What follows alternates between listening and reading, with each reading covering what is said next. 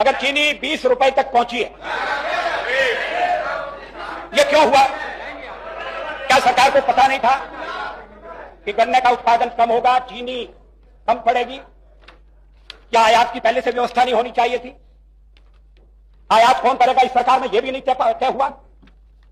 एक मंत्रालय दूसरे मंत्रालय को दोष देता है, एक मंत्री अपने सचिव को सार्वजनिक रूप से डांट लगाता है। जय भीम साथियों, पहले की राजनीति में और अब की राजनीति में फर्क है।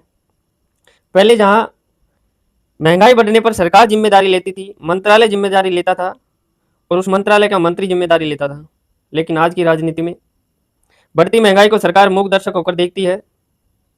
जिस प्रकार से आपने इस वीडियो को देखा होगा, चीनी के भाव बढ़ने पर अटल जी ने साफ साफ मंत्रालय से जवाब मांगा कि जब आपको पता था कि चीनी के भाव 20 रुपये किलो होंगे तो इसका कारण है कि गन्ने का उत्पादन कम हुआ है, तो सरकार को पहले व्यवस्था करनी चाहिए थी।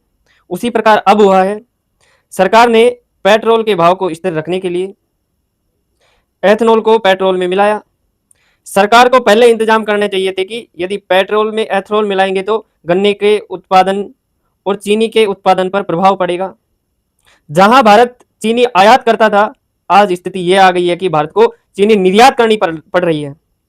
और जो सरकार बड़े बड़े दावे कर रही है कि हम आत्मनिर्भर भारत बनाएंगे, क्या इस प्रकार आत्मनिर्भर भारत बनेगा जिस भारत को चीनी खरीदने की जरूरत पड़ गई हो?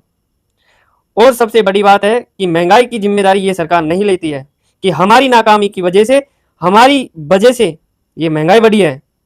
ये तो जनता पर दोष देती है कि जनता चीनी का उपयोग ज़्यादा कर रही है, इसलिए चीनी के भाव बढ़े हैं। इनके कुछ मंत्री, जो अनपढ़ मंत्री, की जनसंख्या वृद्धि के रोकने के लिए भाव बढ़ाए गए हैं चीनी के। ये मतलब बिना लॉजिक की बातों से जनता को बरगलाने का कार्य करते हैं। इनके पास में जवाबदेही नहीं है। बाकी साथियों, सरकार की जिम्मेदारी होनी चाहिए कि चीनी के भाव को किस प्रकार से कम किया जाए, किस प्रकार से स्थिर रखा जाए।